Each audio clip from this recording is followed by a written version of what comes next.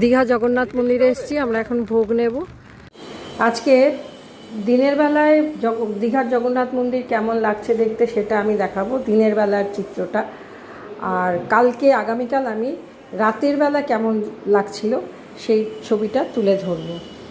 দিনের বেলা মন্দিরটা বন্ধ ছিল বলে আমরা তখন দেখতে পাইনি, 4টে থেকে খোলে, সেই জন্য আমাদেরকে আবার রাতে গিয়ে দেখতে হয়েছিল। তবে অতটা ভিড় ছিল না, অসুবিধা হয়নি। আর উল্টো রথের আগে গিয়েছিলাম, কাজেই আমাদের তো জগন্নাথ দেবের সাথে সাক্ষাৎ হয়নি, উনি তো তখন মাসির বাড়িতে ছিলেন। যাই হোক, ওনার একটা রেপ্লিকা ওখানে রাখা ছিল, সেটাই আমরা দেখলাম।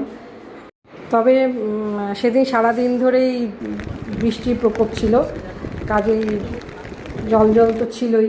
সিঁড়ি টিড়িগুলো সুন্দর মার্বেলের সিঁড়িগুলো, সেগুলো বেশ জলমগ্ন ছিল, খুব পা টিপে টিপে আমাদের হাঁটা চলা করতে হয়েছে। কাজে খুব একটা যে ঘুরে দেখতে পেরেছি তা নয়। কিন্তু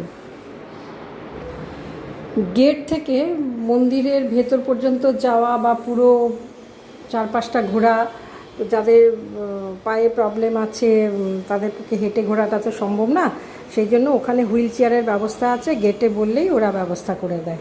সঙ্গে যারা থাকেন তাদেরকেই চেয়ারটা ঠেলতে হয়। তবে হ্যাঁ, চেয়ার দিয়ে কিন্তু পুরো জগন্নাথ দেবের দর্শন করাও সম্ভব হয়।